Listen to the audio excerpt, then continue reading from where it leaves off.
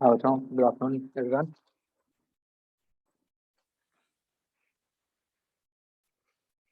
और फिर इस बार तो बड़ी देर बाद ऐसा था कि किसी संडे को टेस्ट नहीं था तुम्हारा, क्यों?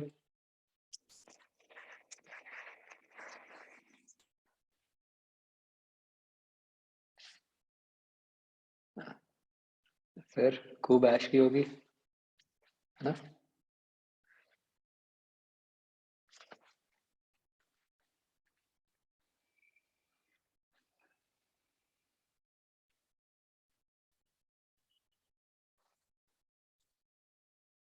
बहुत काम था।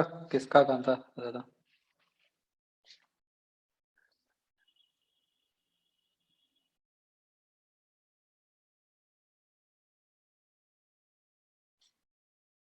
हम्म।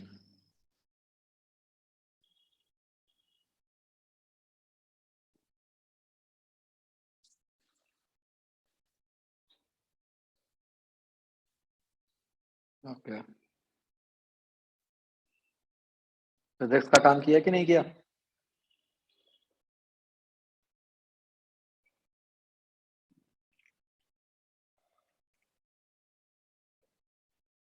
ओके।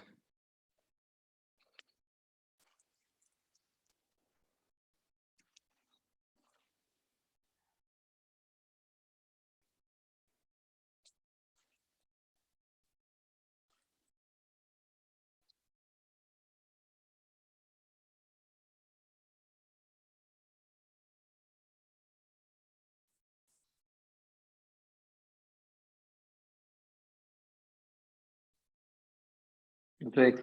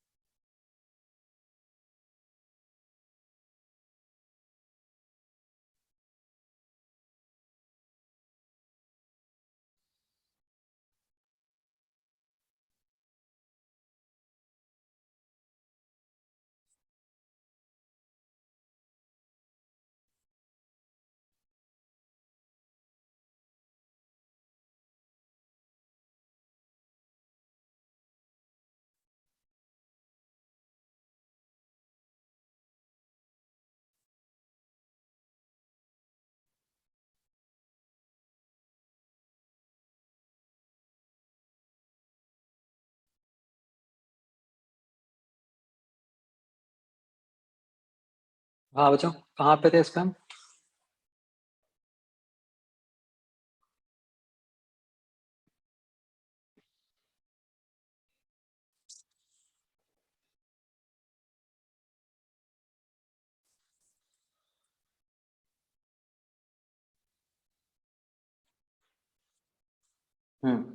इसमें कहाँ थे हम?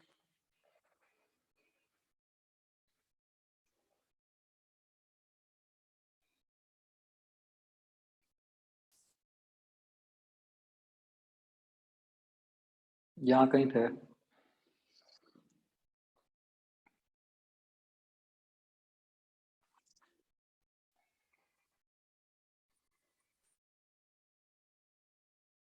हाँ जी बच्चों, इसमें बताओ।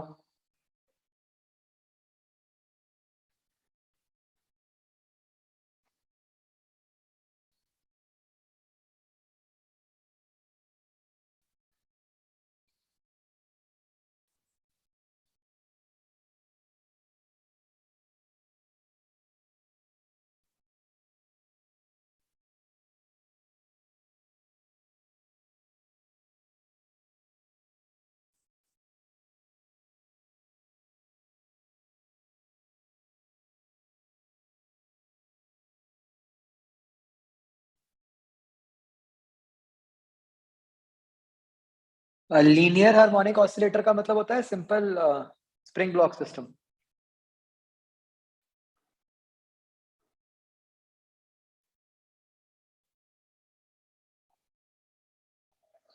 सेवेंथ का जो बी है, मतलब स्पीड मैक्सिमम करने के लिए क्या करना है, के ई मैक्सिमम पोटेंशियल एनर्जी मिनिमम, इसको डिफरेंशिएट करके 0 कर दो।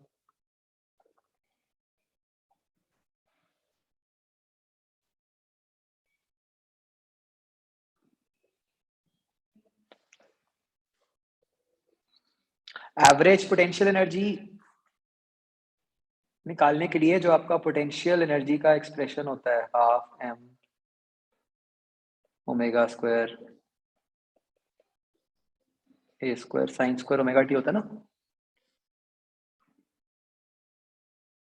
इसको integral d t from 0 to t upon t, ये करना है। तो बाकी सारी टर्म्स तो कांस्टेंट ही हैं, आपको साइन स्क्वायर ओमेगा टी की इंटीग्रेशन करनी है।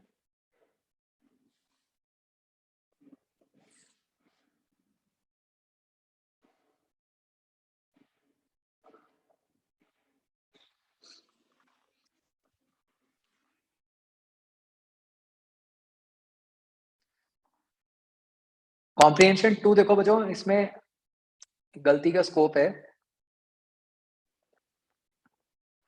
सी, आपको कहा है कि मासेस जब इक्विलिब्रियम में हैं, तो मान लो ये नेचुरल पोजीशन है, तो जब इक्विलिब्रियम में है तो बताओ वो कितना खिंचा हुआ होगा,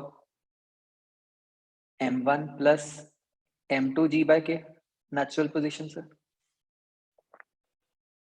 ठीक है,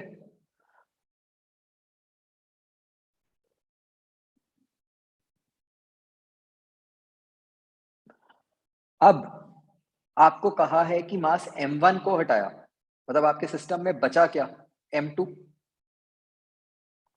अगर सिस्टम में m2 बचा है तो m2 के हिसाब से बच्चों इक्विलिब्रियम पोजीशन क्या हुई,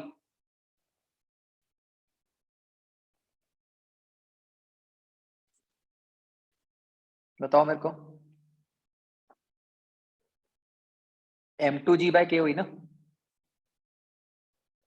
तो अब आपके पास जो सिस्टम है जिसकी इक्विलिब्रियम पोजीशन है m2g बाय के, और वो खिंचा हुआ है m1 प्लस m2g बाय के, तो वो इक्विलिब्रियम पोजीशन से कितना ज्यादा खिंचा हुआ है,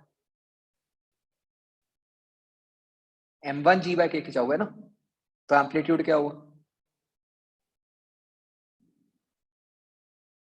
m1g बाय के। अंडरस्टूड।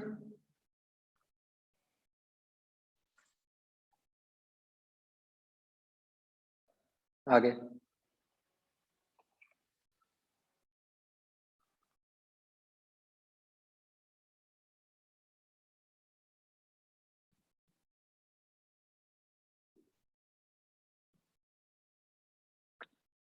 कॉम्प्रिहेंशन 4 देखो बच्चों, ये अच्छा क्वेश्चन है ना, डिफरेंट सी लैंग्वेज की हुई है। देखो उसको कैसे समझना है।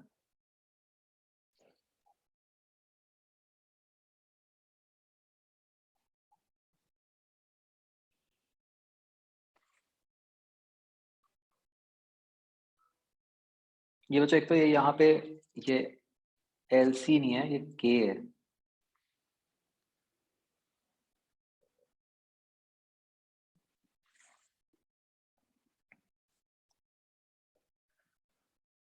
तो हमें इसकी पोटेंशियल एनर्जी बता दी कि एक्स नियर द ओरिजिन के लिए AX4 है, और x greater than x not के बाद कांस्टेंट हो गई वी नॉट।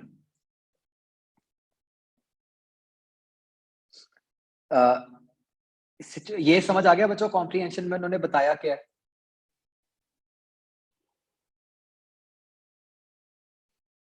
अगर हम समझें कि उन्होंने कॉम्प्रिहेंशन में क्या क्या बताना चाहा है, तो उन्होंने कहा है कि भाई अगर potential energy of the form के एक्स स्क्वायर हो तो SHM होता है, उन्होंने खुद से बता दिया। ठीक है, बच्चों वैसे इस क्वेश्चन में ये जरूरत नहीं है, बट आप क्या मुझे बता सकते हो कि ये इन्होंने ठीक दिया है कि नहीं दिया, जो ये फर्स्ट लाइन दी है के एक्स स्क्वायर वाली?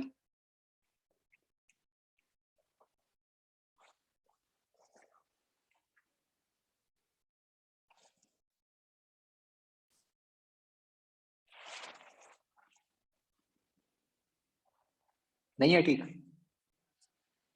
मतलब अगर मैं आपको कहूं कि ये स्टेटमेंट की पोटेंशियल एनर्जी अगर के एक्स स्क्वायर की फॉर्म की है तो एस एच एम होगी, ये स्टेटमेंट ट्रू है या फॉल्स है? ये ट्रू है ना? कैसे आया ये?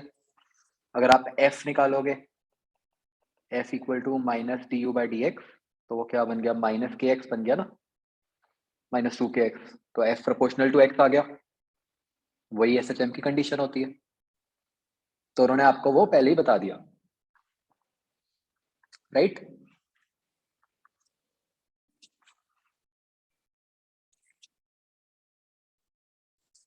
और उन्होंने ये कह दिया कि डायमेंशनल एनालिसिस से ये निकल के आ जाता है कि भाई वो proportional to root M by K. ठीक है, तो दिया हुआ है, हमें कोई जरूरत नहीं है चेक करने की। तो वो कह रहे हैं कि अगर के एक्स स्क्वायर से डिफरेंट भी हो पोटेंशियल एनर्जी, तो भी पीरियोडिक मोशन हो सकती है। उन्होंने एसएचएम नहीं कहा, उन्होंने कहा है कि मोशन पीरियोडिक हो सकती है। आ, तो उन्होंने क्या कहा है कि बस ऐसा होना चाहिए कि बस कि टोटल एनर्जी इस टाइप की हो कि पार्टिकल इंफिनिटी को एस्केप ना करे, ये कंडीशन दी है उन्होंने, राइट? तो अब उन्होंने एनर्जी बता दी कैसी है कि भाई शुरू में स्मॉल एक्स के लिए या एक्स नियर द ओरिजिन के लिए प्रोपोर्शनल टू एक्स की पावर 4 कर दी, और उसके बाद कांस्टेंट कर दी। और चाहे ग्राफ थोड़ा सा यहाँ गलत बना हुआ है, इन द सेंस कि ये ग्राफ ऐसे होना चाहिए ना, क्योंकि उन्होंने कहा है कांस्टेंट है वी नॉट।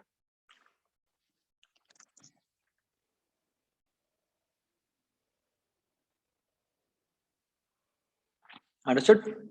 तो वो लैंग्वेज क्वेश्चन में ऊपर क्लियरली दिया ही हुआ है, तो इसलिए कोई सोचने वाली बात नहीं है। ओके, अब ऑप्शन, आप क्वेश्चंस देखते हैं इस पे क्या क्या है। First, if total energy of particle is E, it will perform periodic motion only if, तो E पे कंडीशंस दी हुई हैं। तो पोटेंशियल एनर्जी आपको बताई दी बच्चों कैसे है, और क्वेश्चन में ही आपको कंडीशन दी हुई है कि भाई कब ऐसा है कि, मतलब कि कब तक पीरियोडिक मोशन होती है, जब तक पार्टिकल इंफिनिटी पे एस्केप ना करे।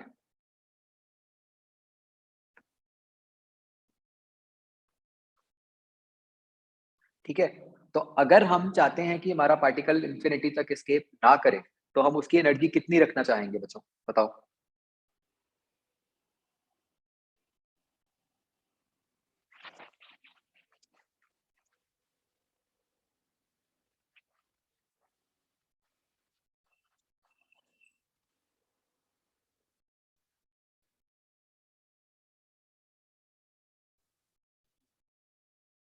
बताओ बच्चों, ग्राफ से बहुत ही ऑब्वियसली दिख रहा है ये।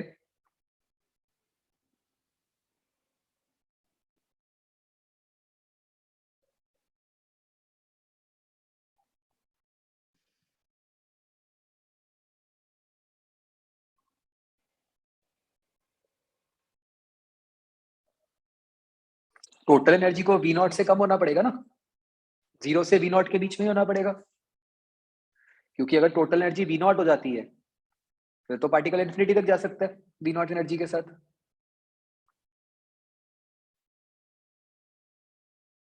है ना? और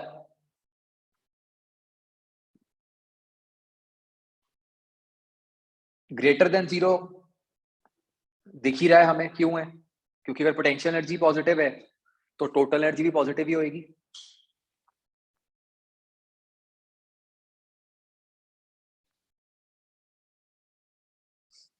तो बच्चों ये समझ आया इसका क्या आंसर बनेगा?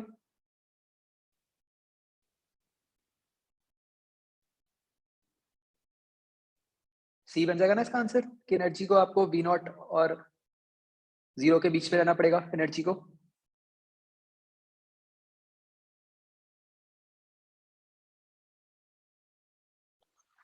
वंशिका क्लियर ये?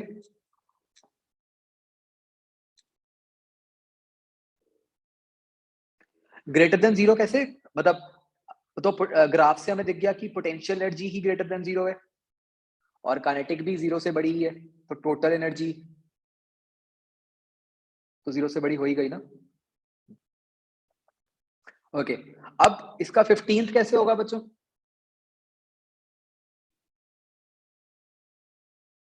डायमेंशनली, वो भी उन्होंने क्वेश्चन में बताया ही हुआ है कि आपने टाइम पीरियड कैसे निकालना है, डायमेंशनली निकालना है, तो सीधा डायमेंशन से चेक करो, 15th क्वेश्चन हो जाएगा। 16th, acceleration of particle for x greater than x naught is?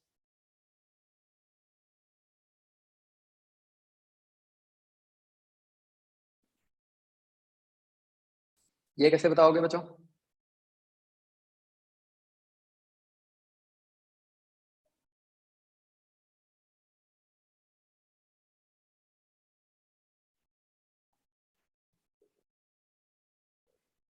Potential energy constant है तो फोर्स जीरो हो गई, फोर्स जीरो तो एक्सेलरेशन तो जीरो ही आएगी।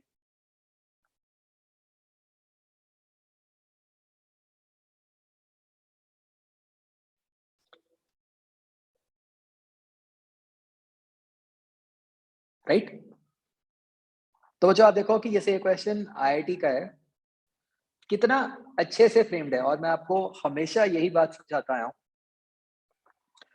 आपको कॉम्प्रीहेंशन पढ़ के ऐसा लगेगा कि यार पता नहीं क्या पूछ लिया, ये तो कुछ बड़ा ही अलग सा पूछ लिया, एक अजीब सा ग्राफ बना के दे दिया, और प्रोपोर्शनैलिटी कुछ अलग ही दे दी x4 वाली, ये तो हमने कभी किया ही नहीं, है ना, बिल्कुल ये फीलिंग आ रही है कॉम्प्रीहेंशन पढ़ के।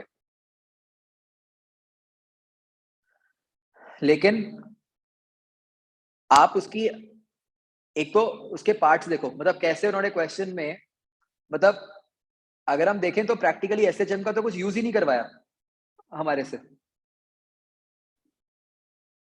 ना, वो तो एक जनरल क्वेश्चन बना दिया, एक में एफ और यू का रिलेशन यूज हो रहा है, एक में डायमेंशन यूज हो रही हैं, और जो 14th है उसमें भी इंफॉर्मेशन जो है वो उन्होंने क्वेश्चन में ही दी हुई है कि भाई हाँ इन्फिनिटी पे नहीं एस्केप करना चाहिए, बस वो लगाना है हमें।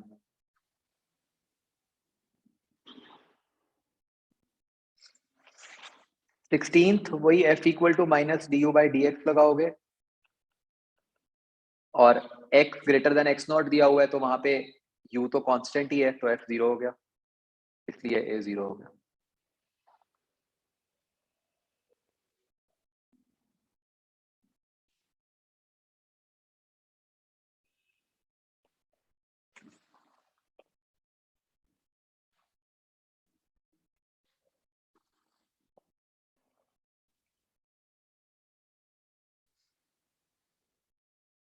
आगे बच्चों matrix.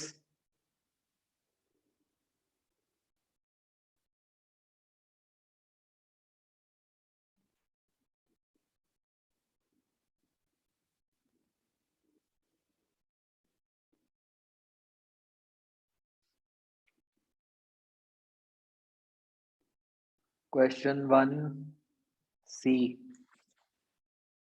Spring pendulum performs SHM with frequency lift frequency will. तो याद करो, स्प्रिंग पेंडुलम मतलब स्प्रिंग ब्लॉक सिस्टम, ठीक है, ये कंफ्यूज मत होना कि नाम से ऐसा लग रहा है स्प्रिंग भी लिखा है और पेंडुलम भी लिखा है, स्प्रिंग पेंडुलम का मतलब होता है स्प्रिंग ब्लॉक सिस्टम। तो स्प्रिंग ब्लॉक सिस्टम की तो फ्रीक्वेंसी सेम ही रहती है या टाइम पीरियड सेम ही रहता है ना, उसको जी से कोई फर्क ही नहीं पड़ता, ठीक है।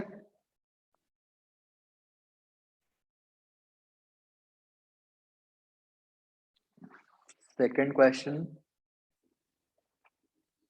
सी part, uniform rod of length L hinged at one end, rod rotates in vertical plane, क्या फॉर्मूला लगेगा? T equal to 2 pi root I over mg/LCM, तो 2 पाई आई क्या है, रॉड का एंड पॉइंट के अबाउट, ml²/3 mg LCM क्या है L/2। तो आप देखो कि रूट के अंदर √2/3 की टर्म आ जाएगी, तो P आंसर बन जाएगा C के करस्पॉन्डिंग। अंडरस्टूड?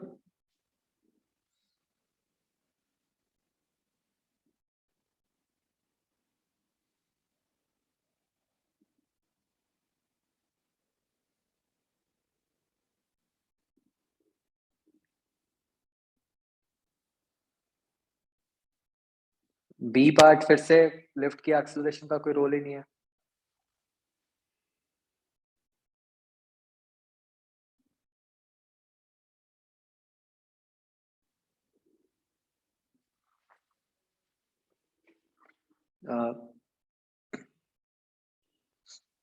सेकंड का डी पार्ट बच्चों, ये आपको डिराइव करना पड़ेगा। स्पेसिफिक डेंसिटी ρ/2 दी हुई है, राइट। तो बच्चों जैसे देखो, जैसे ना ये मैं आपको एक शॉर्टकट तरीके से करके दिखाता हूँ, नाउ दैट कि हम बहुत प्रैक्टिस कर चुके। जो हमारा स्टैंडर्ड मेथड है वो तो ये है ना कि आप पहले उसकी इक्विलिब्रियम पोजीशन ढूंढो,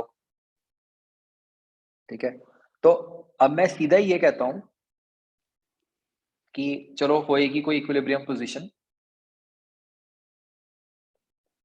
अब मैंने उसको, वो जो भी इक्विलिब्रियम पोजीशन थी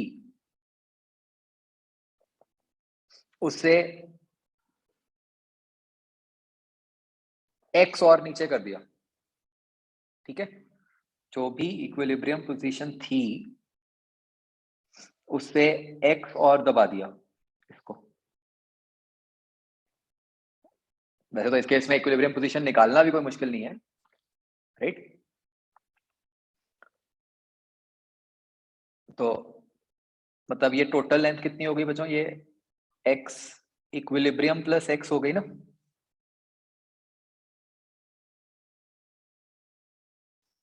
ये बात समझ आई बच्चों?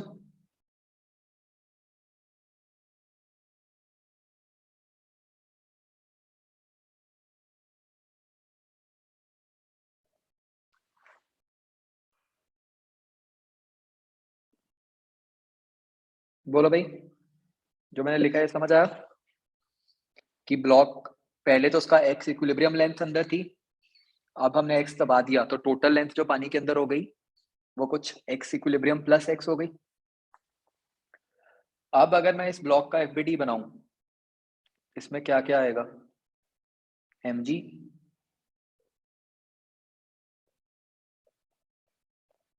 ρvg, और ये मैंने एक्सेलरेशन दिखा दी नीचे को, तो ये बन गया mg माइनस रो, कितना है इसका ρ/2। v इमर्ज कितना हुआ बच्चों, L² into x plus x equilibrium,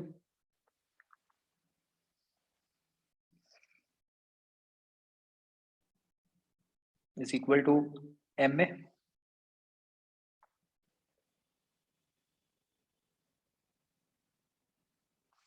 अच्छा, रो वी जी में तो रो बच्चों सॉरी रो ही आएगा, यहाँ ρ/2 नहीं आएगा।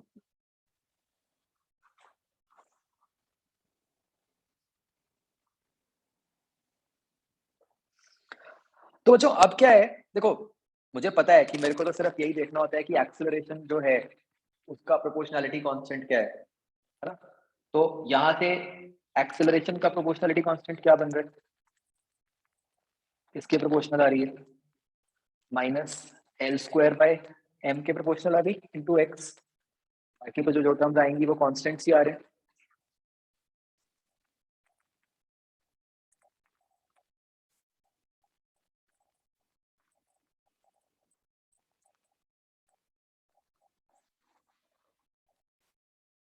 एक रो भी आएगा ऑफ कोर्स।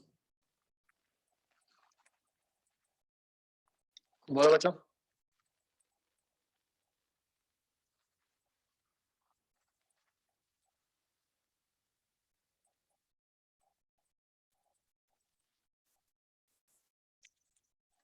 अच्छा, इसमें आई थिंक एक चीज मिसिंग है क्वेश्चन में। ये लिखा होना चाहिए था कि लिक्विड की डेंसिटी रो है ना? या रो, या चलो वन मान ली उन्होंने। ठीक है, वाटर की डेंसिटी वन मान लेंगे।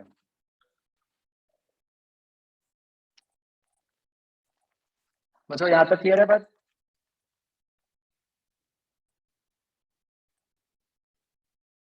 तो अब बस इसको पुट कर दो, a proportional to minus l square rho, और एम क्या हो गया, rho by two l cube into x.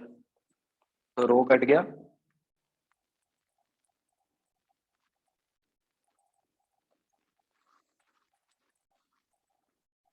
एक जी भी आएगा बच्चों, मैं जी नहीं लिखा था। तो ये आपका ओमेगा स्क्वायर क्या बन गया, टू जी बाई एल बन गया ना। तो इससे टाइम पीरियड निकल आएगा, two pi root l by two जी।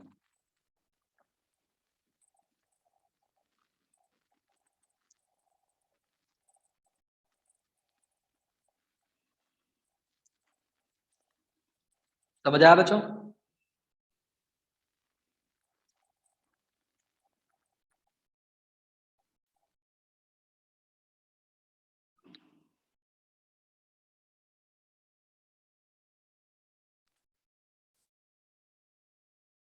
बोलो बच्चों, समझ आया कि नहीं? आपको वो शॉर्टकट समझ आया जो मैंने लगाया?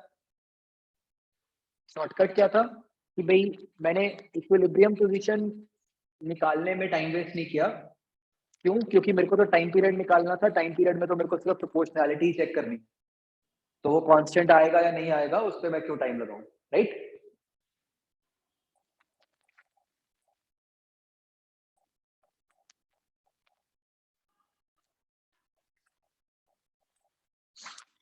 अच्छा, सबको समझ आ गया?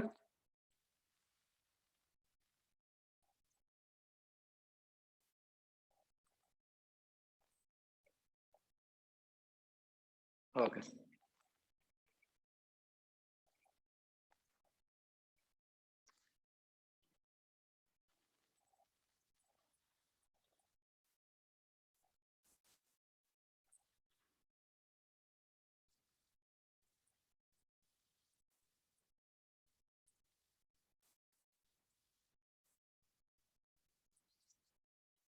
थर्ड क्वेश्चन,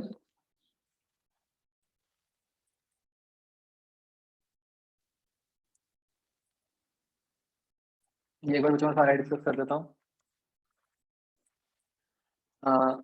थर्ड क्वेश्चन ए पार्ट आपको क्या है, conservative force speed and position satisfy this. ये बच्चों किस टाइप का रिलेशन है, ये जो गिवन है? v equal to c one into root of c two minus x square.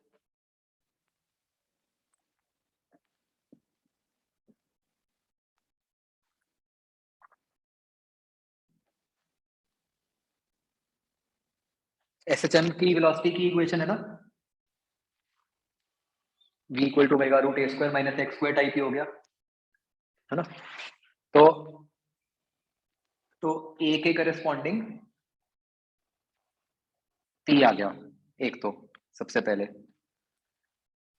और ऑप्शंस देखते हैं। The particle does not change its direction. बच्चों क्यू आएगा कि नहीं आएगा ए के करस्पॉन्डिंग?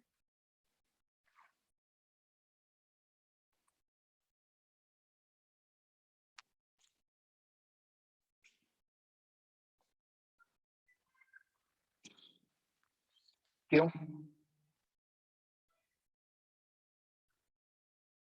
क्यों नहीं आएगा बच्चों? आप में से कई लोगों ने नो बोला। क्योंकि इसलिए कि एसएचएम तो डायरेक्शन चेंज होएगी, यही माइंड में आया।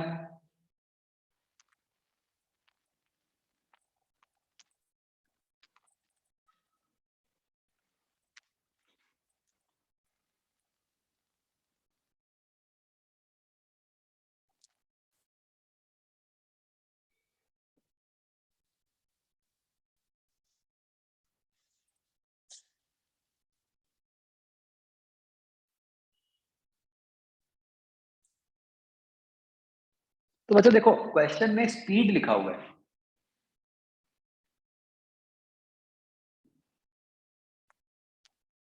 अगर कहीं क्वेश्चन में वेलोसिटी लिखा होता ना ए ऑप्शन में, फिर तो हम पक्का ये कह देते कि भाई जो गिवन एक्सप्रेशन है वो तो राइट हैंड साइड हमेशा पॉजिटिव ही है, तो भाई वेलोसिटी का साइन चेंज नहीं कर रहा, तो इसका मतलब डायरेक्शन चेंज नहीं करेगी, isn't it? लेकिन क्वेश्चन में उन्होंने क्लियरली स्पीड लिखा हुआ है और इस क्वेश्चन में तो उन्होंने उसको हाईलाइट भी कर दिया, तो स्पीड से तो आप बता ही नहीं सकते ना कि वो डायरेक्शन चेंज कर रहा है कि नहीं कर रहा। ये बात समझ आई बच्चों?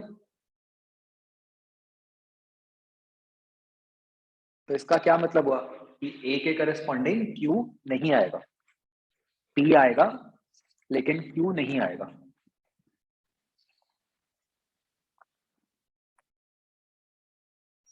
Are kinetic energy of object keeps on decreasing,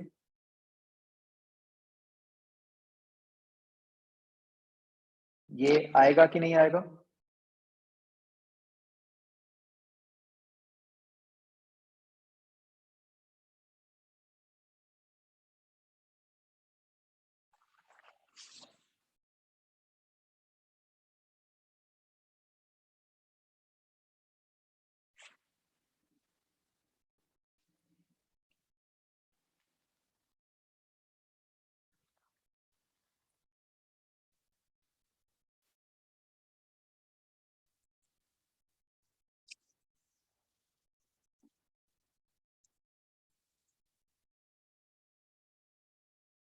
तो अगर हम एसएचएम के हिसाब से सोचें तो हमें पता है कि क्लियरली जो काइनेटिक एनर्जी होती है वो तो कम ज्यादा होती है ना? तो हम कीप्स ऑन डिक्रीजिंग नहीं कह सकते।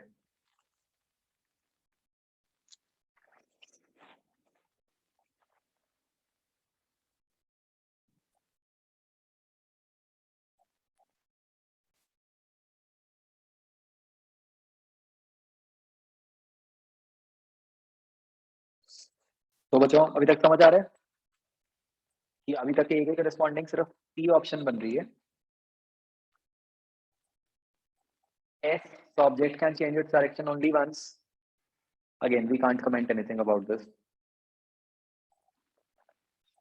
तो ए के करस्पॉन्डिंग सिर्फ पी आएगा। ये बच्चों बताओ सबको क्लियर हो गया कि नहीं?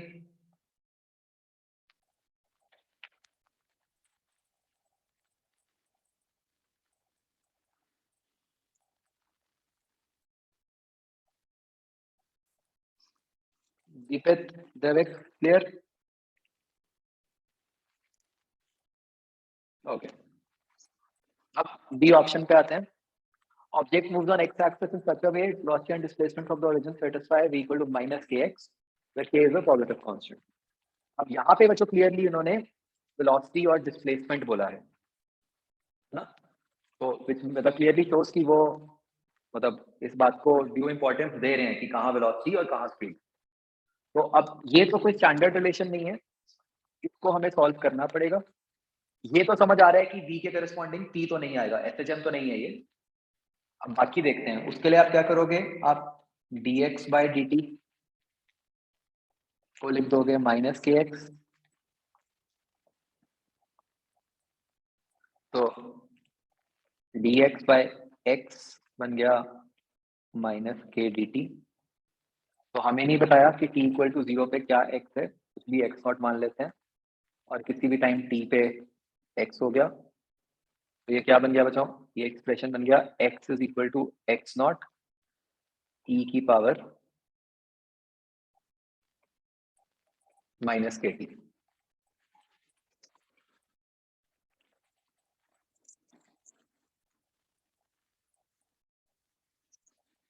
ये मतलब समझ आया?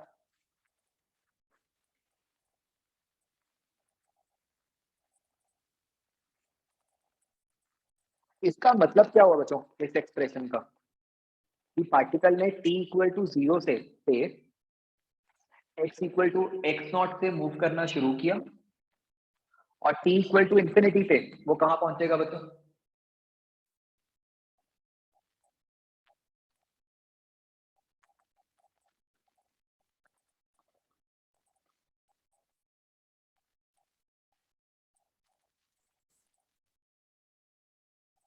x इक्वल टू 0 पे पहुंचेगा ना। तो उसकी मोशन जो है वो x equal to x not से लेकर x इक्वल टू 0 तक की ही मोशन। तो अब बताओ बच्चों, क्या b के करस्पॉन्डिंग q आएगा?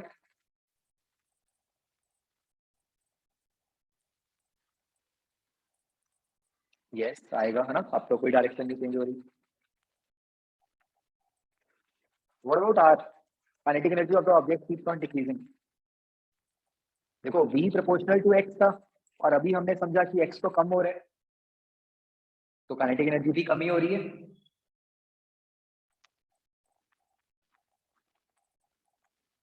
तो r ऑप्शन आएगी,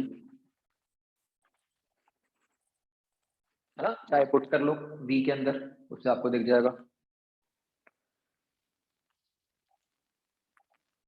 और s नहीं आएगा, डायरेक्शन का तो कुछ यहाँ पे चेंज ही नहीं है। तो b के करस्पॉन्डिंग क्या आना है? q and r। ये बच्चों क्लियर हो गया सबको?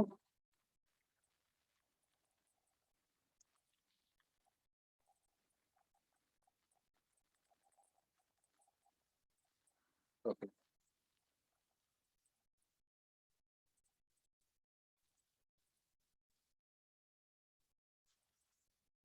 B option, object is attached to one end of a massless spring, other end is attached to ceiling of elevator. Initially everything is at rest. The elevator starts going upward with constant acceleration a. The motion of object is observed from elevator during the period it maintains this acceleration.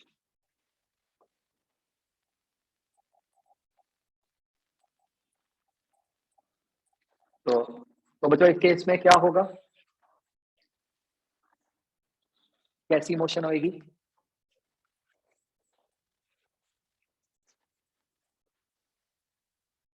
Third में, T part में बच्चों।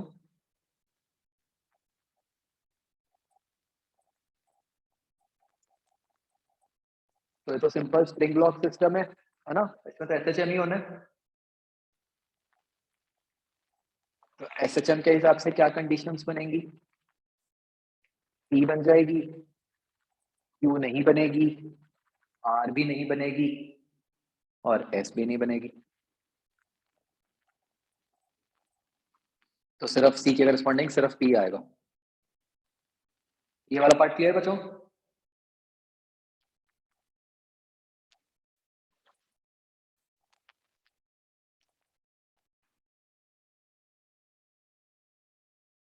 फिर D option,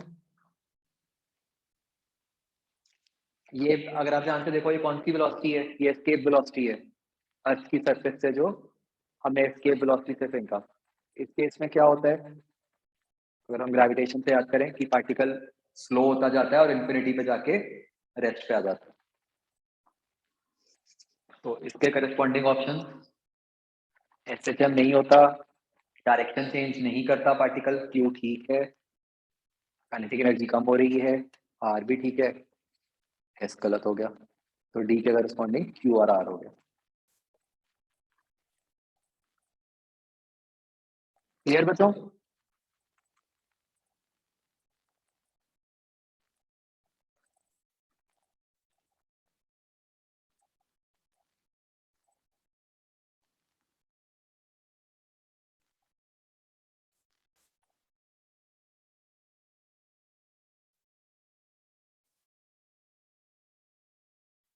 हाँ in fact मैं गलत ही बोल दिया बच्चों, ये तो एस्केप से ज्यादा ही है ना। मतलब इस केस में तो वो इन्फिनिटी पे जाके भी रेस्ट पे नहीं आएगा।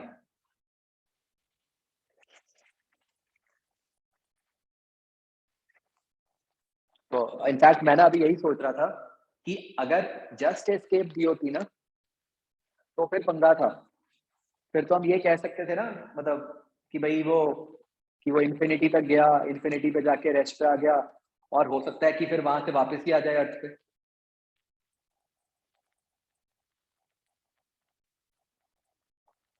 तो फिर पंगा हो जाता कि हम काइनेटिक एनर्जी ये ना कह पाते कि डिक्रीजिंग ही है, या फिर डायरेक्शन चेंज भी इन्वॉल्व हो जाती। मतलब वो एक एम्बिग्युइटी आ जाती है कि इन्फिनिटी पे क्या मानना है, कि इन्फिनिटी से वापस आएगा तक नहीं आएगा।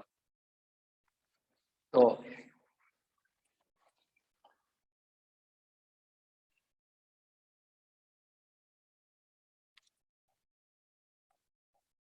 मतलब वैसे तो देखा जाए तो वो लिमिटिंग सा केस बन जाता है कि हम इन्फिनिटी पे जाके रेस्ट पे आ गया पार्टिकल, है ना? तो कि क्या बोलेंगे कि अब अर्थ उसको अट्रैक्ट कर रही है कि नहीं कर रही?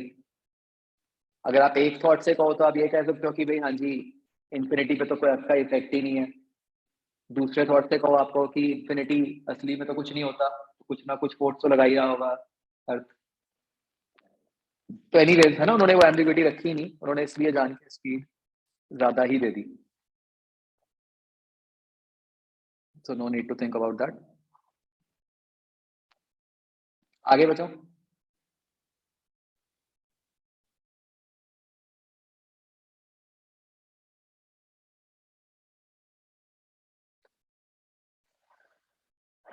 इसमें बचो फोर्थ में ए का पी और एस दोनों आएंगे।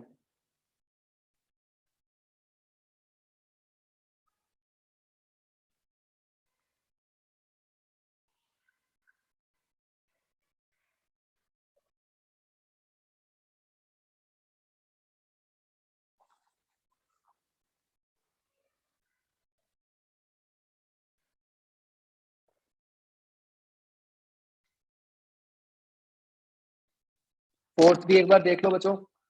Potential energy as a function of displacement. तो potential energy as a function of displacement क्या होता है पेंडुलम के केस में? तो potential energy is proportional to x square होता है ना, डिस्प्लेसमेंट स्क्वायर होता है। तो पैराबोलिक ग्राफ बनेगा। तो वो पी भी बन सकता है और एस भी बन सकता है, क्योंकि उन्होंने कौन सा हमें कोई ओरिजिन बताया है कि कहाँ से कैसे मेजर करना है, right?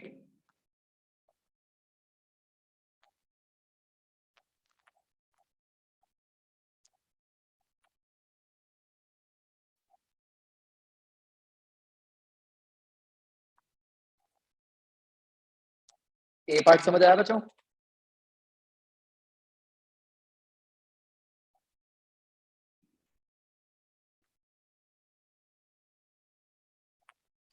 B part, displacement as a function of time for 1D motion at zero or constant acceleration when the body is moving along positive x direction।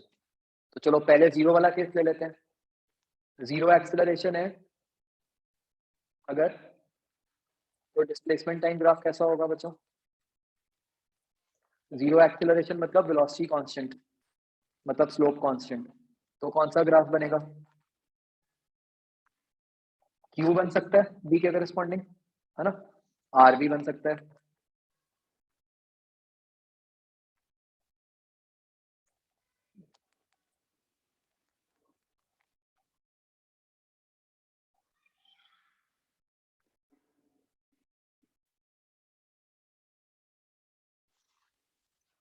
और अगर हम एक्सेलरेशन मानते हैं फिर क्या होगा?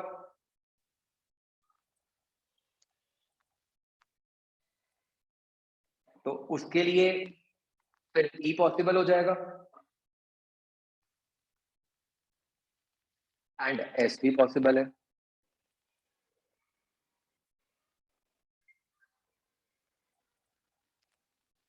तो बी के करस्पॉन्डिंग तो चारों ऑप्शंस आ जाएंगी बच्चों, पी क्यू आर एस।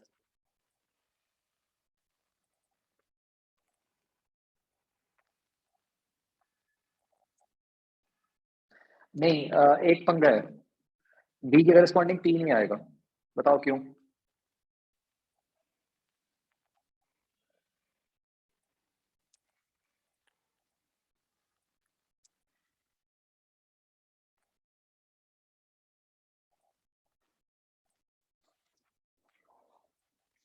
जो बी के करस्पॉन्डिंग टी आना चाहिए, सोचो एक बार।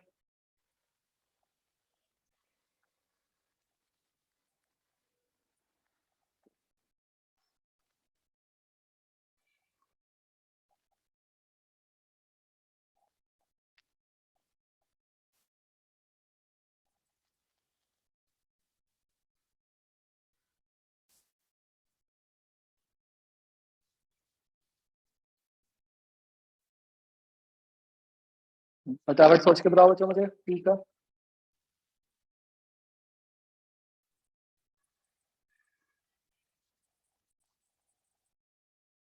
टी क्यों नहीं आना चाहिए? क्योंकि टी में तो इनिशियल वेलोसिटी नेगेटिव हो गई ना,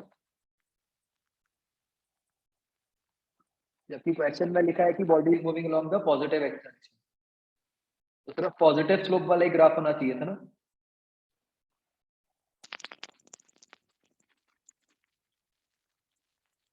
इसलिए बताओ।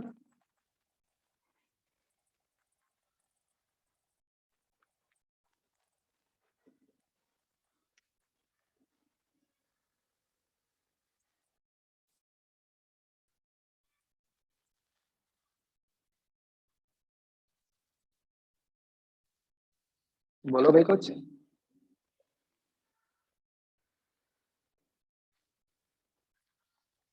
तो फिर बी के करस्पॉन्डिंग क्या आंसर बने?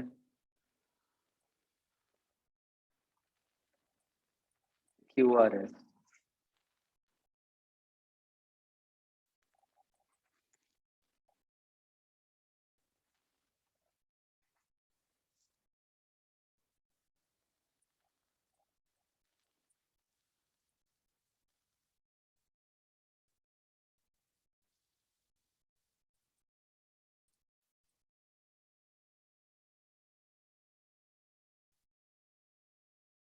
नहीं, जब हम कहते हैं moving along the positive x direction, along the direction, मतलब पॉजिटिव एक्स वाली डायरेक्शन के अलोंग मूव कर रहा है राइट को।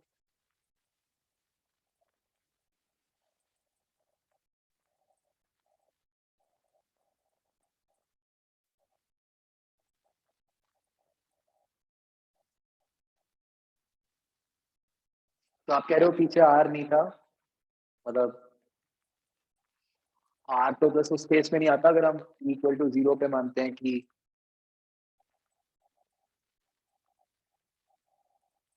मतलब टी इक्वल टू जीरो पे जो डिस्प्लेसमेंट है वो जीरो है कि नहीं है ना, उसके बारे में कुछ क्वेश्चन में मेंशन नहीं है।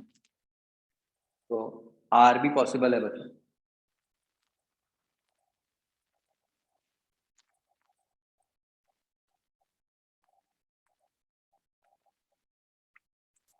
सी option, range as a function of velocity when projected at a fixed angle. तो रेंज किसके प्रोपोर्शनल होती है बच्चों? यू स्क्वायर के प्रोपोर्शनल होती है ना। तो सी का तो सीधा सीधा आंसर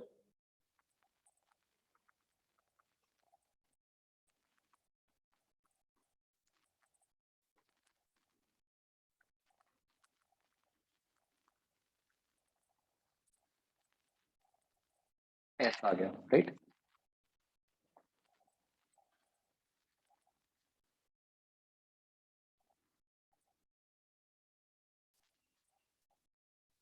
और डी का square of time period of a simple pendulum as a function of its length। तो डायरेक्टली प्रोपोर्शनली आ गया आई थिंक, है ना।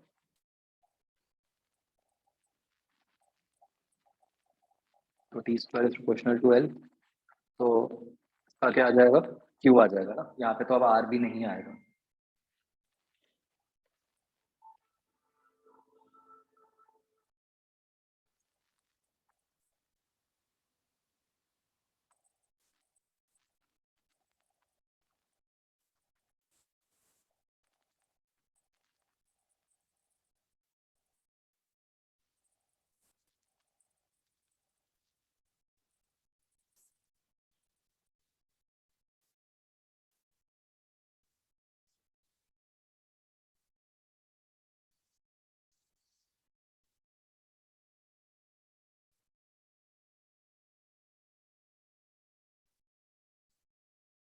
ए ऑप्शन में Y S is also correct. मतलब अगर उन्होंने सिर्फ ग्राफ का राइट पार्ट ही दिखाया हो तो उसमें भी क्या गलती है? मतलब सिर्फ पॉजिटिव वाली डिस्प्लेसमेंट दिखाई हो तो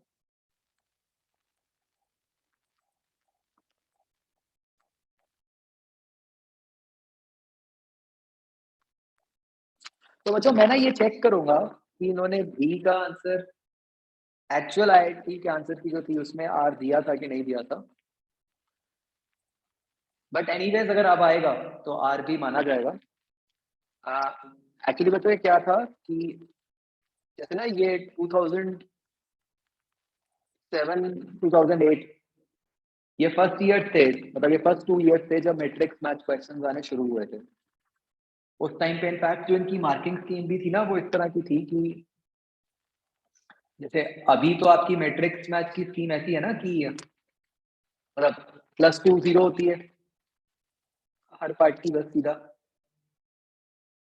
तो ये 2 साल ऐसा था कि मतलब कि +2 0 तो थी, लेकिन अगर आपके चारों ठीक हैं तो आपको मतलब एक +2 बोनस भी मिलता था अलग से। मतलब वो मैट्रिक्स मैच टोटल 10 मार्क्स का बन जाता था। तो मैं जो आपको कह रहा था कि क्योंकि ये बिल्कुल शुरू में आए थे मैट्रिक्स मैच, तो मतलब ये यहाँ पर भी है और एक आध जगह और भी है कि ये ना इसके क्वेश्चंस बहुत प्रॉपर फ्रेम्ड नहीं थे। तो मतलब और उस टाइम पे तो कोई रिव्यू वगैरह का सिस्टम ही नहीं होता था, तो इन्होंने जो जो अपने हिसाब से दे दिया आंसर, ऐसा था। तो ऑफ कोर्स अगर अब आएगा तो पक्का आर कंसिडर करना ही पड़ेगा क्योंकि कोई ऐसी कंडीशन नहीं दी हुई क्वेश्चन। ठीक है, अंडरस्टूड बच्चों?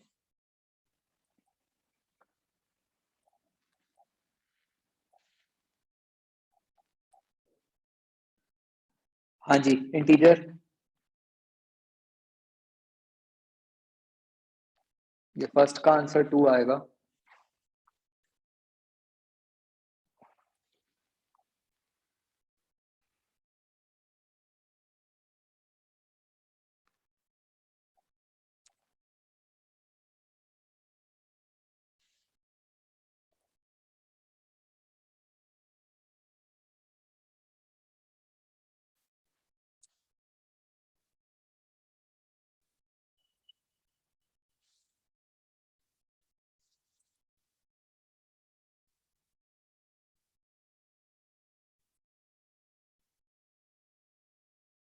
Fourth question.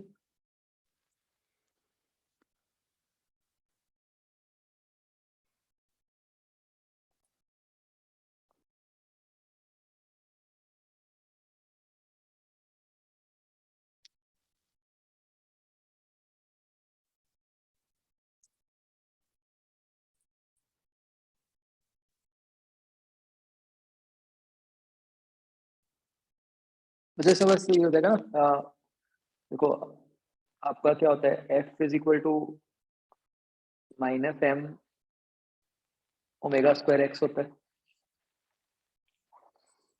तो जो आपका ओमेगा स्क्वायर है वो एफ के प्रोपोर्शनल है।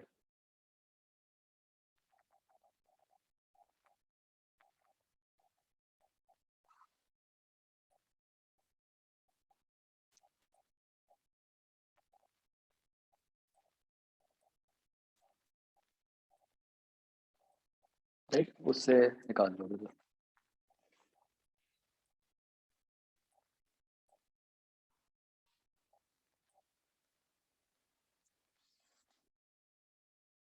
डन बच्चों?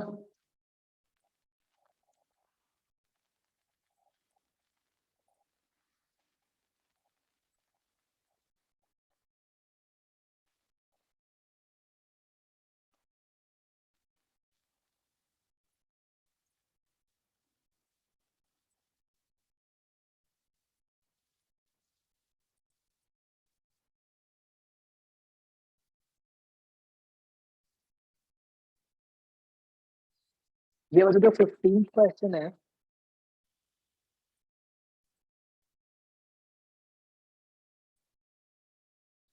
देखो आपको एक तो कह दिया कि इलास्टिक कोलिजन है। तो आप 1 मिनट के लिए ये सोचो कि मान लो वो दीवार ना होती तो कैसी ऑस्सिलेशन होती, कितने एम्पलीट्यूड की ऑस्सिलेशन होती?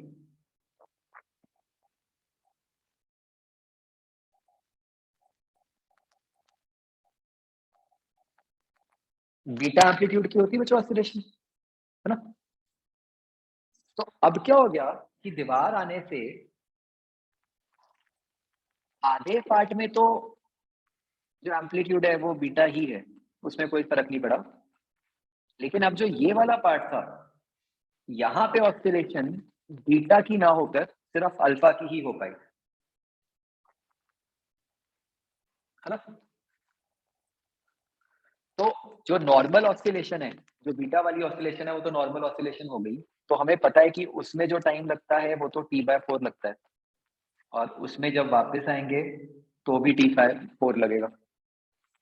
लेकिन अब ये जो लेफ्ट साइड वाली ऑसिलेशन है, अगर इसमें जाने में टाइम T लगा, आने में भी हम कह सकते हैं कि टाइम T लगेगा, तो जो टाइम पीरियड है अब हमारा नया, वो अब आप समझ सकते हो कि वो T/2 प्लस 2T हो गया, rather than the normal T जो होता था हमारा, where T is of course your 2 pi root L by G।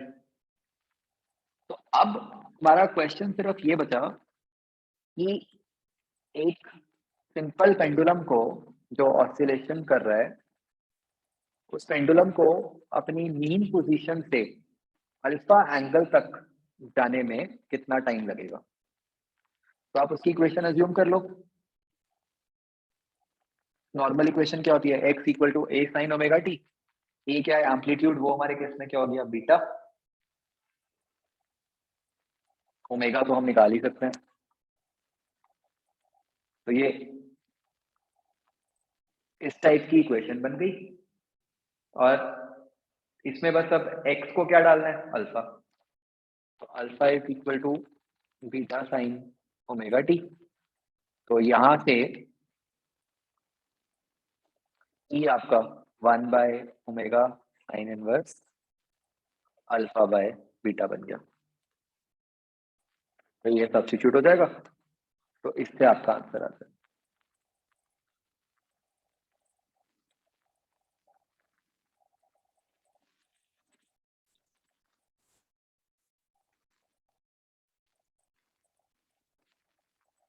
समझ आया।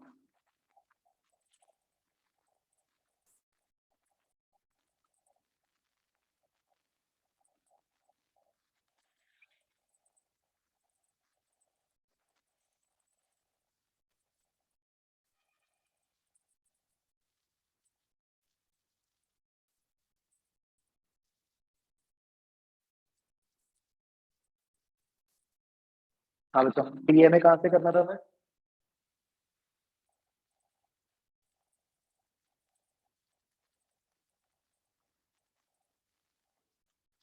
एफ पार्ट से।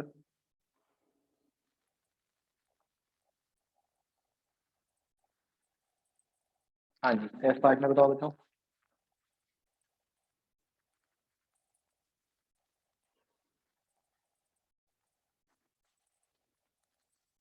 Second question.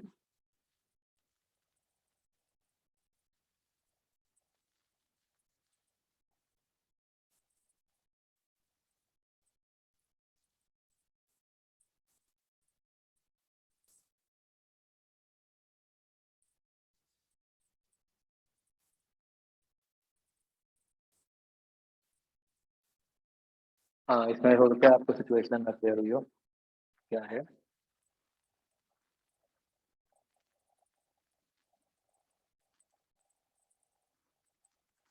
तो इसका मीनिंग क्या है कि देखो ना, कुछ ऐसे है कि एक वायर है, ऐसे आ रही है, ये एक तरह से ब्रिजेस हो गए, और ये यहाँ पुली है, और यहाँ से ऐसे यहाँ पे एक स्टोन लगा है।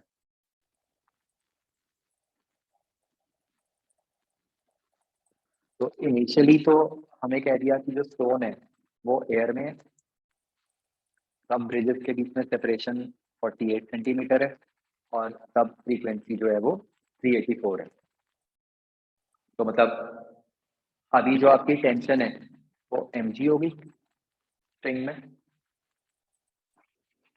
और अभी जो ये फ्रीक्वेंसी है वो क्या हो गई, 384 जो है वो हो गई v/2l, where l is 48।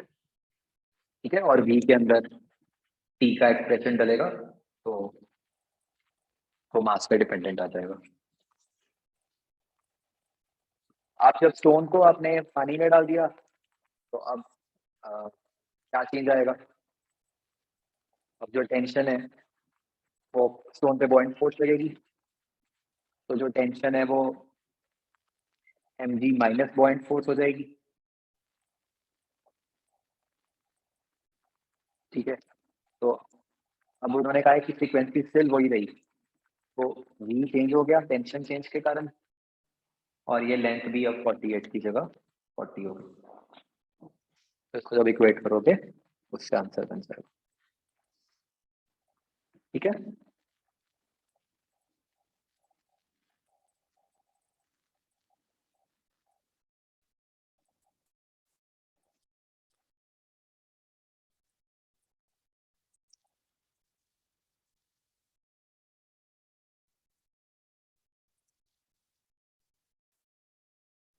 v के अंदर बच्चों जो v का एक्सप्रेशन होता है रूट टी बाय म्यू, उस t में डलेगी ना वैल्यू, एक बार mg और एक बार mg माइनस रो वी दी।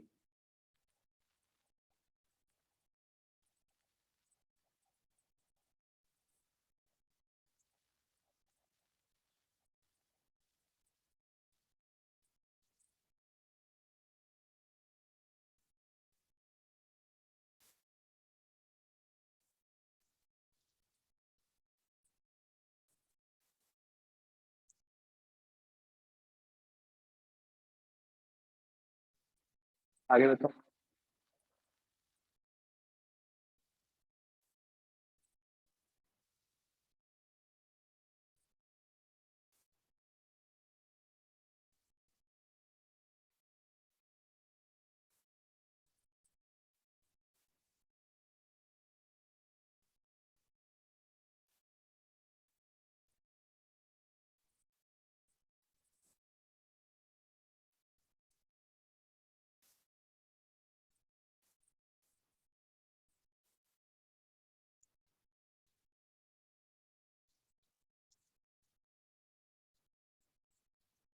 ये बताओ थर्ड में एक वो की जगह सेंटीमीटर आएगा।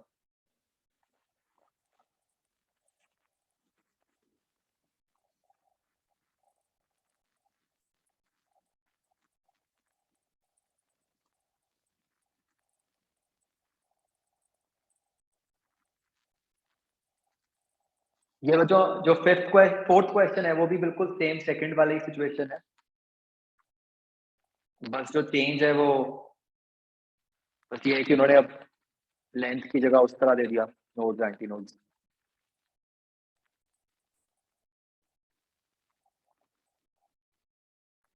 सिचुएशन वही है सेकंड क्वेश्चन जैसी।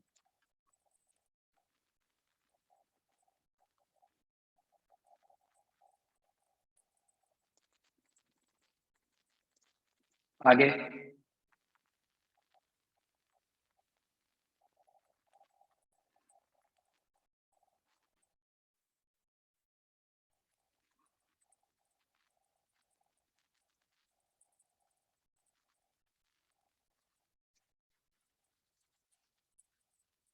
जी का फोर्थ,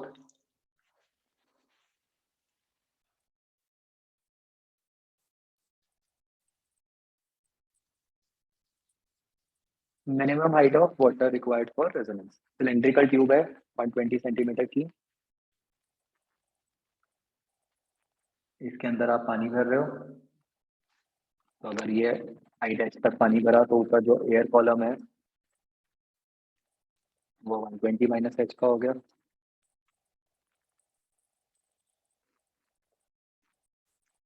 तो 340 हर्ट्ज की फ्रीक्वेंसी है, साउंड की स्पीड भी दे दी।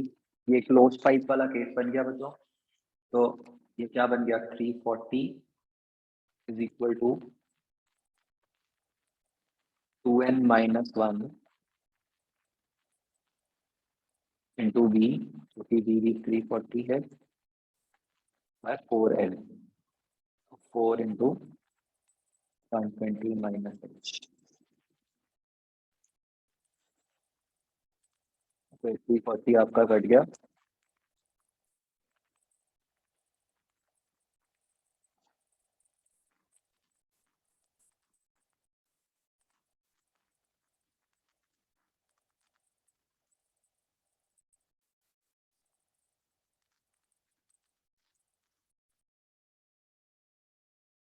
वो तो एक ध्यान रखना, यहाँ पे इस एक्सप्रेशन में हाँ,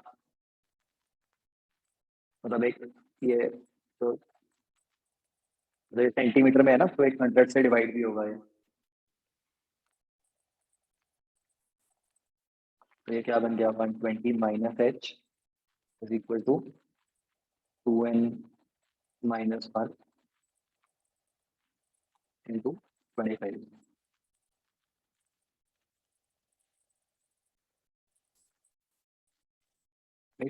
तो इसमें आप देख लोगे कि n की किस वैल्यू से h की मिनिमम वैल्यू बनती है।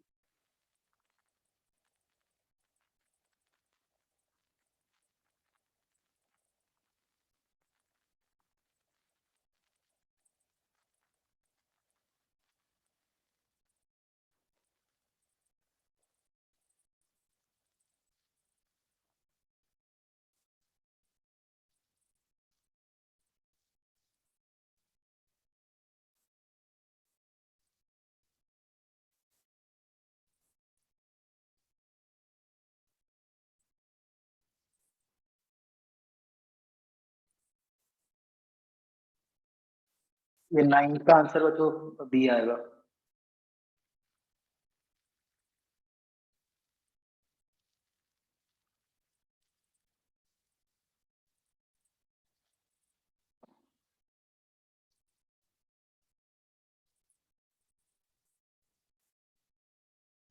8 क्वेश्चन देखो।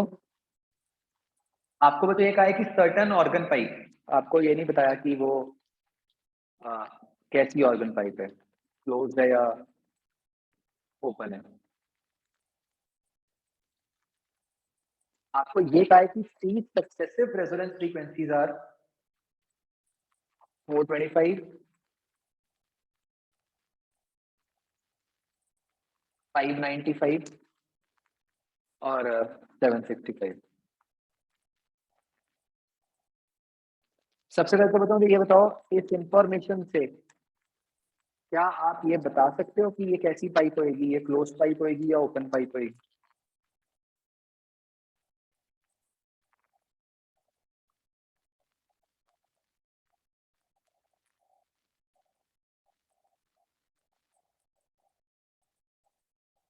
यस, अगर आप देखो ये तीनों फ्रीक्वेंसीज ऑड है।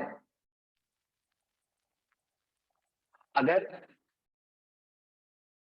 अगर ये नॉर्मल ओपन पाइप होती तो उसमें तो इवन ऑड इस तरह से आती, सारी आती।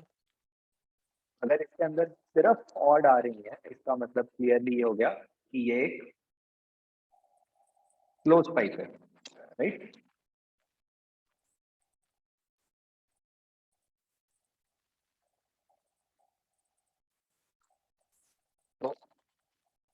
तो क्लोज पाइप में बच्चों कैसी होती हैं फ्रीक्वेंसीज।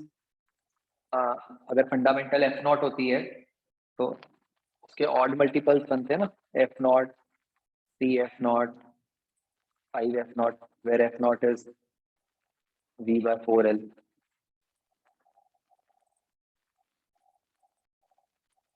तो जो डिफरेंस है 2 f नॉट का होता है। तो आपको ये पता चल गया कि 2 f नॉट इज कितना हो गया, 170 हो गया।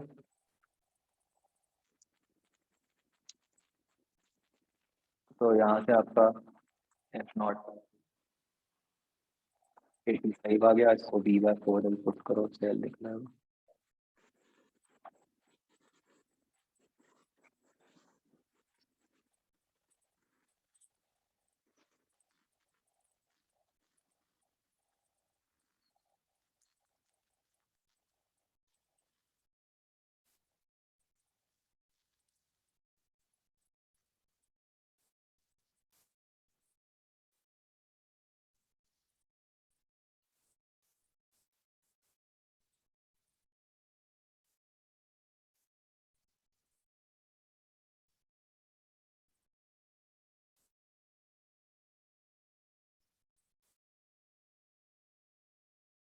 7 क्वेश्चन।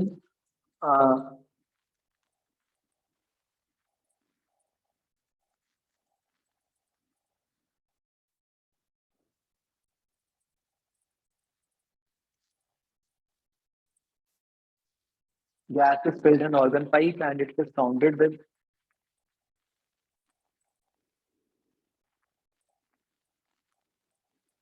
एन ऑर्गन पाइप में फंडामेंटल मोड, टेम्परेचर कांस्टेंट है।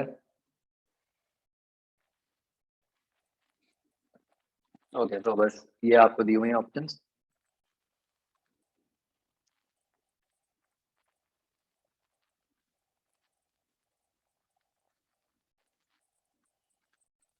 तो बस क्या होगा, जो गैस की फ्रीक्वेंसी है वो आपको पता है कि वी पे डिपेंड करती है। वी क्या है, root of gamma T by N. जैसे अगर हाइड्रोजन से ऑक्सीजन करेंगे तो एम बढ़ जाएगा, तो फ्रीक्वेंसी कम हो जाएगी। हाँ, बस ऐसे आप ऑप्शंस में चेक कर लो।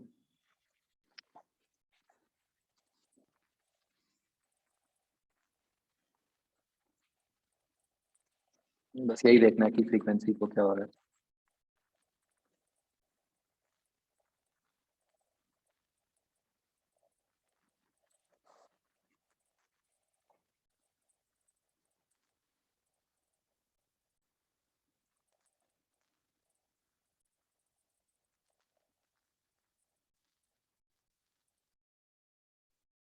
मुझे फिफ्थ का आंसर आ रहा है ठीक।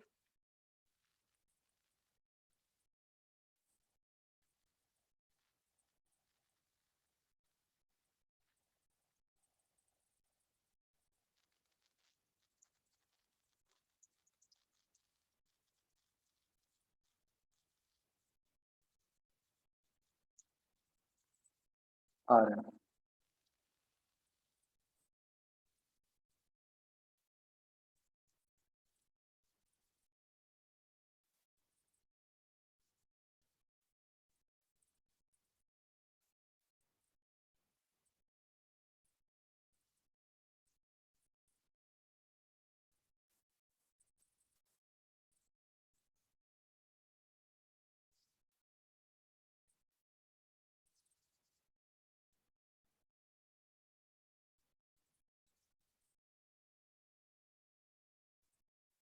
6 क्वेश्चन।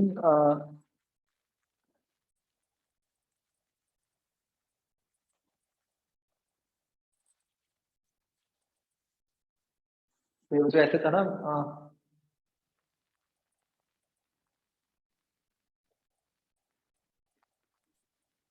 अगर हम एंड करेक्शन के साथ लिखते हैं कि L1 plus E is equal to,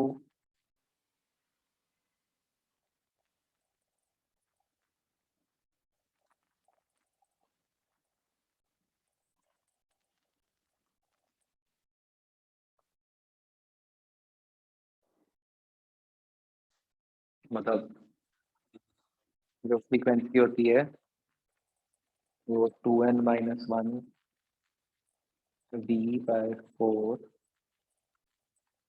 L plus ई, ये कांस्टेंट होना चाहिए, है ना? मतलब इसमें अगर आपका आंसर नहीं आ रहा 6 में, तो इसलिए नहीं आ रहा होगा कि आपने एंड करेक्शन नहीं ली होगी। उसको लेके सॉल्व करना।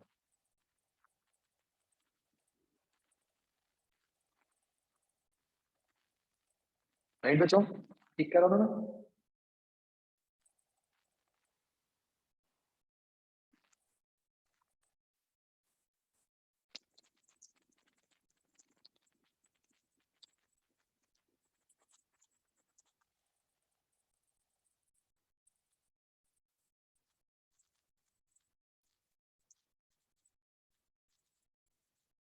बोलो भाई।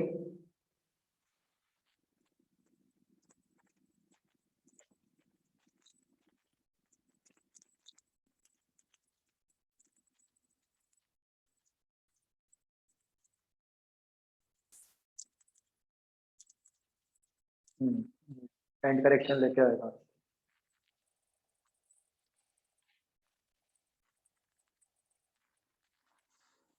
एच पार्ट बच्चों।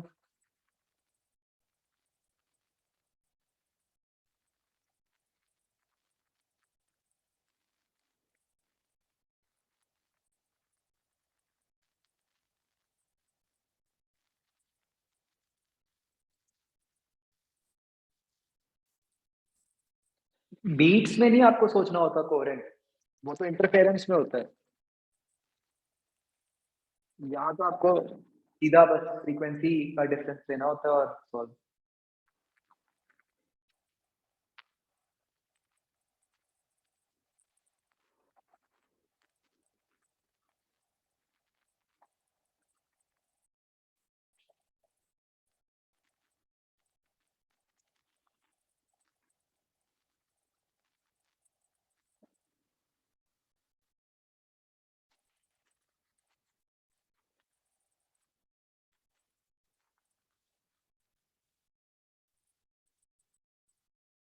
तो जैसे थर्ड क्वेश्चन है बच्चों, ये मैक्सिमम इंटेंसिटी होती तो वही है A1 प्लस A2, मतलब वही था जो A1 प्लस A2, मतलब जो root I1 plus root I2 का होल स्क्वायर या root I1 minus root I2।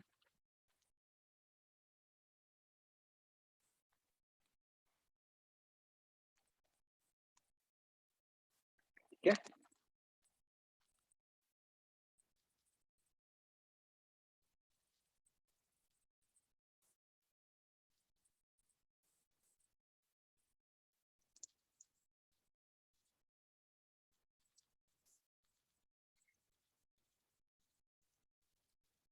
नहीं इट्स नॉट नेसेसरी कि बीट्स एग्जैक्ट नंबर हो, बीट्स आपका डेसिमल में भी आ सकता है बच्चों।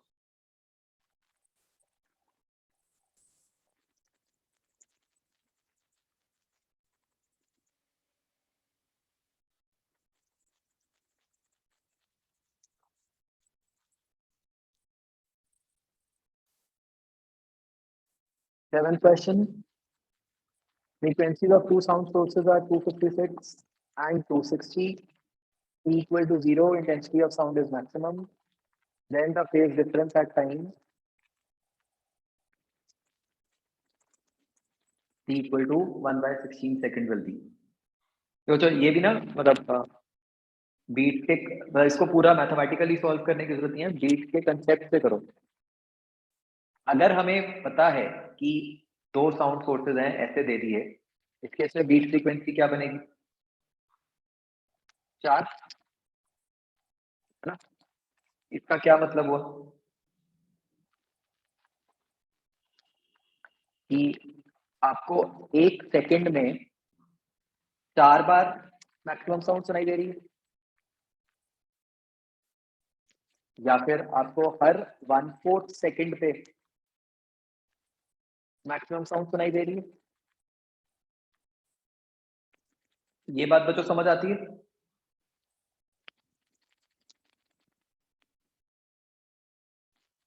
तो अब आपका ग्राफ कैसा होगा? आपको दे दिया कि T इक्वल टू 0 पे तो इंटेंसिटी मैक्सिमम है, तब एम्पलीट्यूड मैक्सिमम है।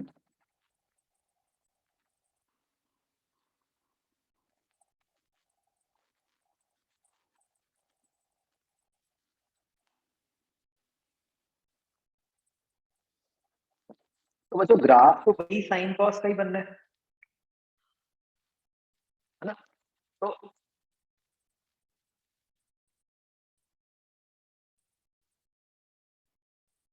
इस टाइप का ग्राफ बनेगा क्योंकि T इक्वल टू 0 पे एम्पलीट्यूड मैक्सिमम है।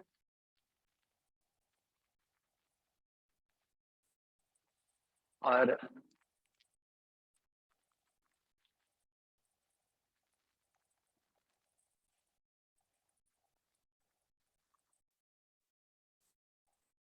बच्चों बताओ ये वाला टाइम क्या होगा?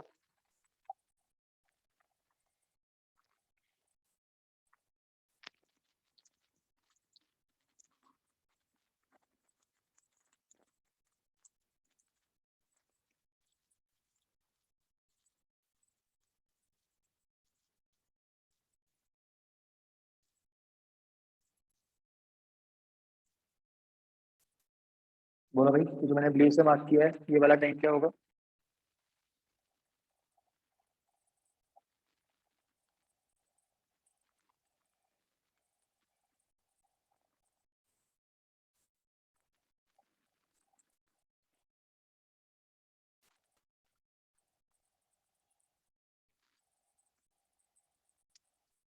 ये 1/8 होगा ना?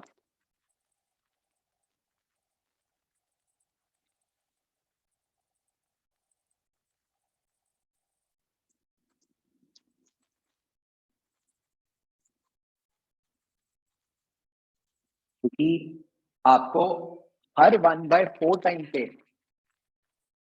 मैक्सिमम साउंड सुनाई दे रही है ना?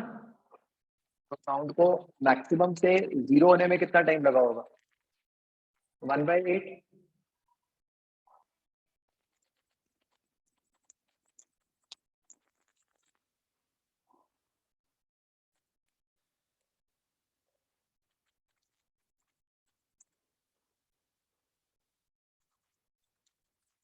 आपको बीट फ्रीक्वेंसी आपकी 4 है, तो मतलब एक बार मैक्सिमम साउंड से दोबारा मैक्सिमम साउंड सुनने में कितना टाइम लगा?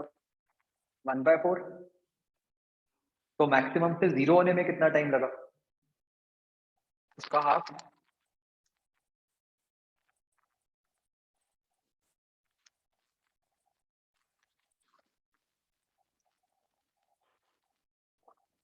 ठीक है, तो ये 1/8 है। तो अब आप सिंपली ऐसे सोचो कि जो 1/8 में कितना फेज चेंज हो गया? 90 से हो गया फेज चेंज। तो 1/16 में कितने से होगा फेज चेंज?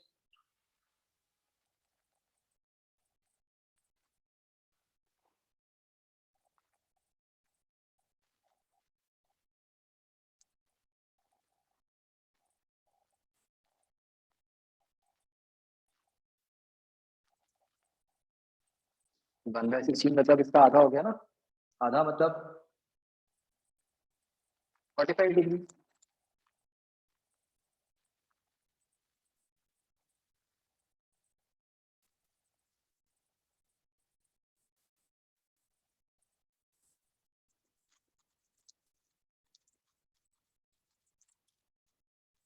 अंडरस्टूड बच्चों?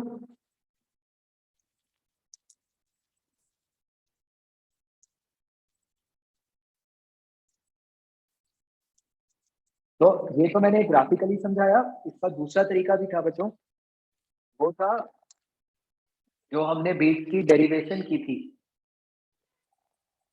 कर दिखाता हूँ आपको।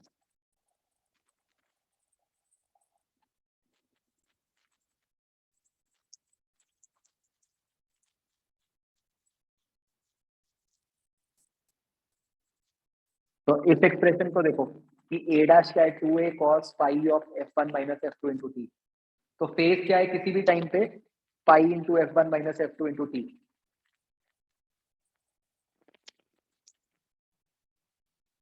ठीक है, तो इससे भी निकल आएगा अपना आंसर।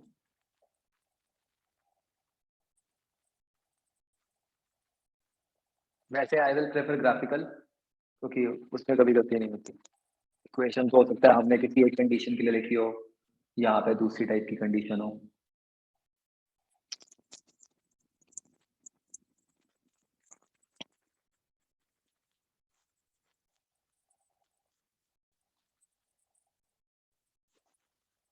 आंसर गिवन है सी। एक बार देखना बच्चों, फिर हमने गलती तो नहीं की।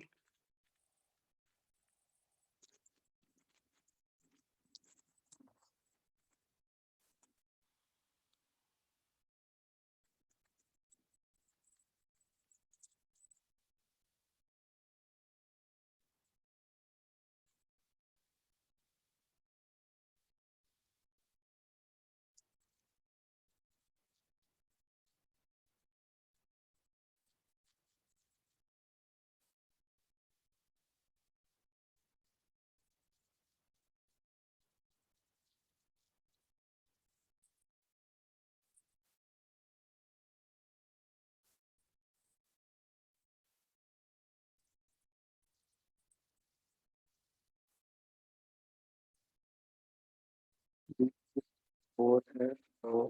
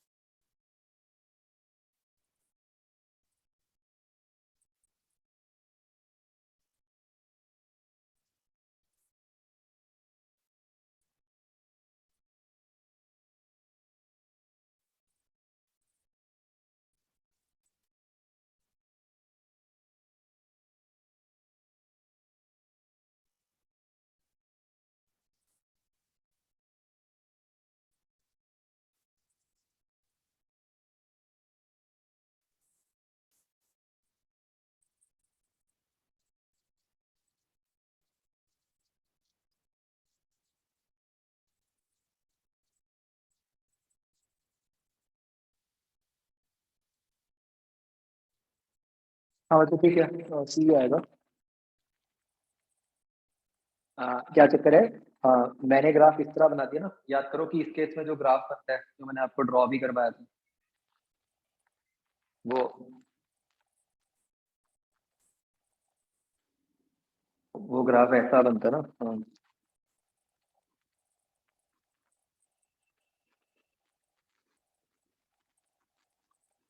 ये जो कि बीच में वेव बड़ी हो जाती है, बीच में छोटी हो जाती है, ये देखो, ये वाला।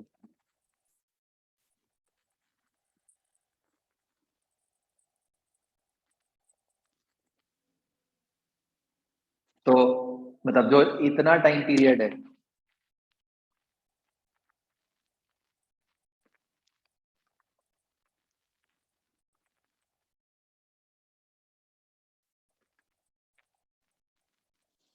ये कितना हुआ?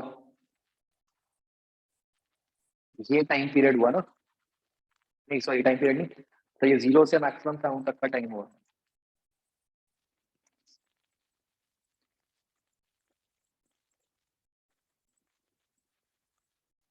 तो मतलब ये 1/8 हो गया ना हमारे वाले डाटा के हिसाब से।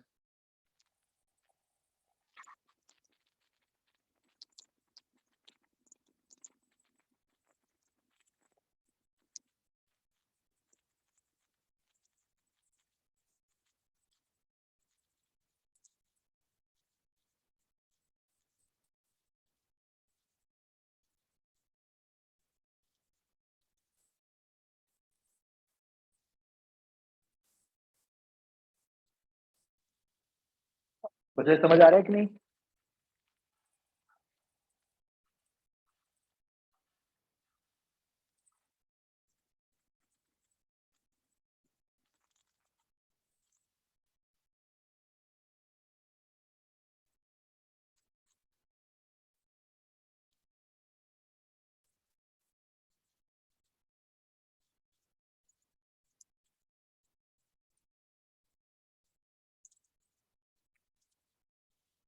बोलो बच्चों, ये क्लियर हुआ कि नहीं हुआ?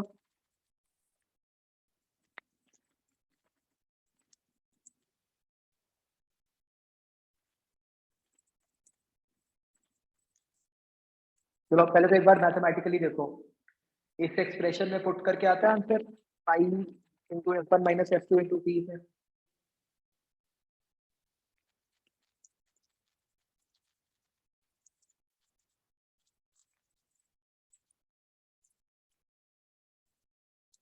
तो आपका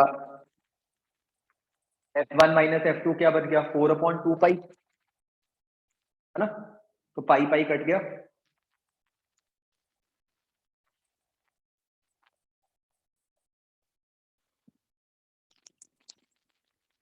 बन रहा है इससे देखना। F1 माइनस F2 आपका बच्चों 4/2 पाई बनेगा ना?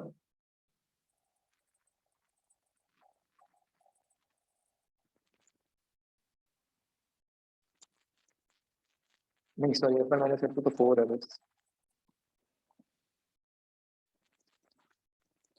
इंटू टाइम क्या था, 1/16 से, ठीक है।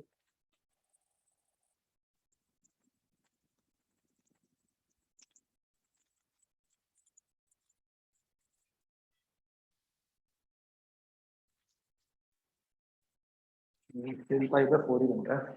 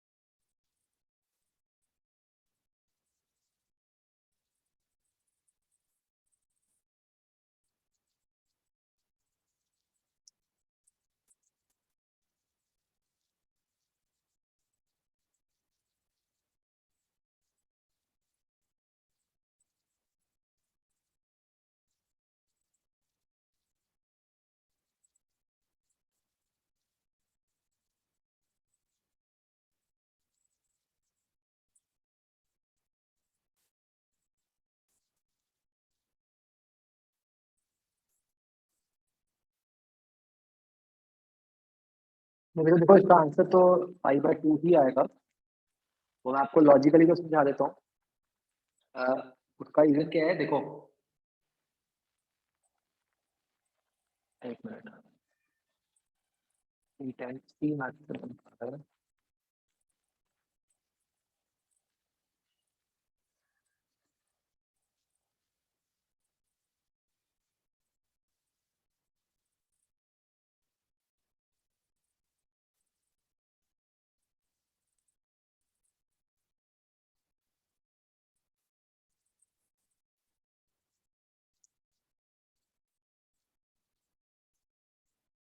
Intensity maximum.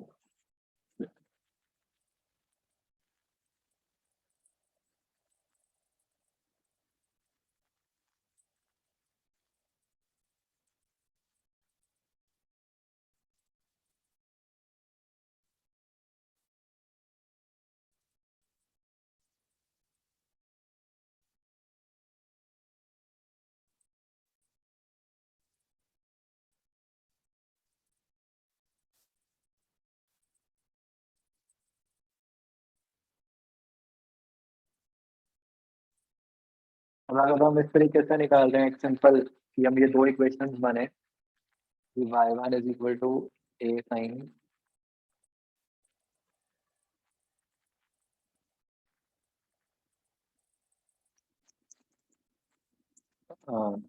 256 into 2 pi T.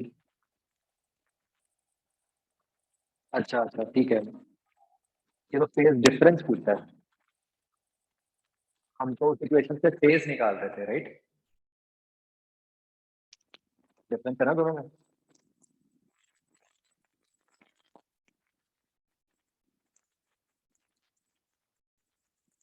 तो ये फेज डिफरेंस जो है,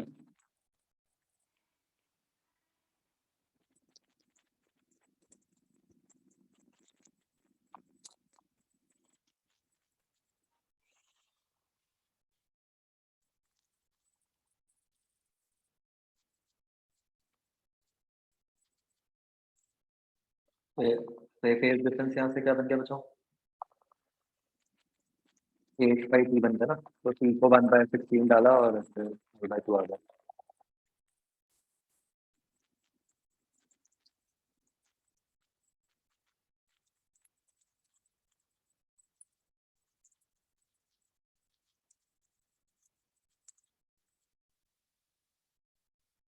मतलब इसमें इसका कोई काम नहीं है, T equal to 0 intensity of sound is maximum.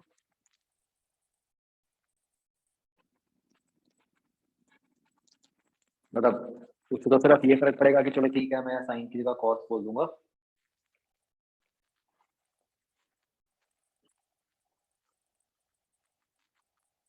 तो ठीक है, मतलब इसका चक्कर इससे पड़ रहा था, तो मैं फेज निकाल रहा था, हमें फेज नहीं फेज डिफरेंस लेना। तो फेज डिफरेंस तो सिंपल, बस हम ये दोनों फेजेस को सब्ट्रैक्ट करके निकालेंगे। तो वो तो ये 8/2 बन गया, तो 5/2 बन गया, राइट? तो इसमें कोई चक्कर नहीं। ये मतलब समझ आ गया 5/2 कैसे बना?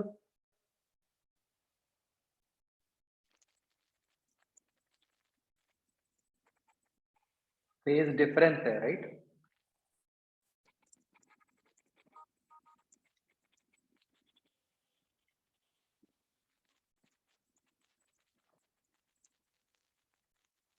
और बच्चों और कोई?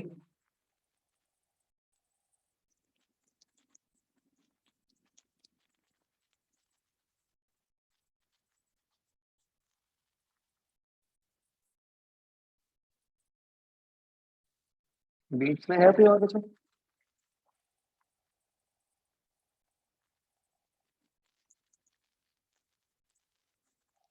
ठीक है, डॉपलर में ये फोर्थ का आंसर बच्चों ए सी आएगा।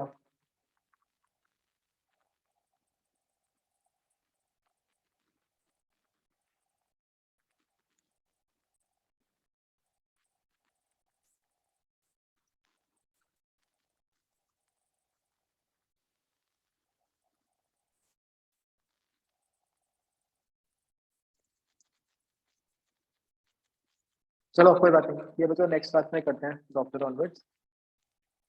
Next class.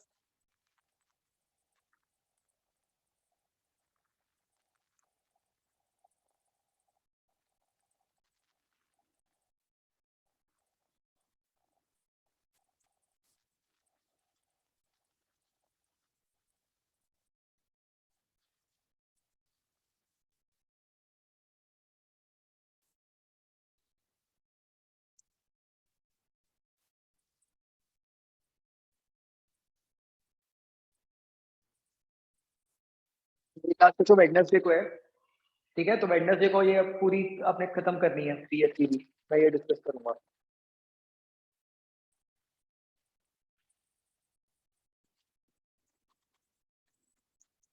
ठीक है?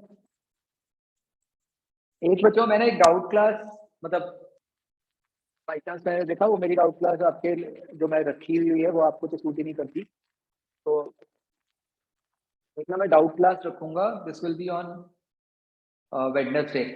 मैं उसका मैसेज भी कर दूंगा, मतलब इट्स जस्ट मतलब प्योरली डाउट क्लास, किसी को कोई अगर कोई भी डाउट है वो आप पूछ सकते हो उसमें, ठीक है। बाकी अपनी जो डिस्कशन है वो तो है ही वेडनेसडे को। चलो, ओके, सी यू।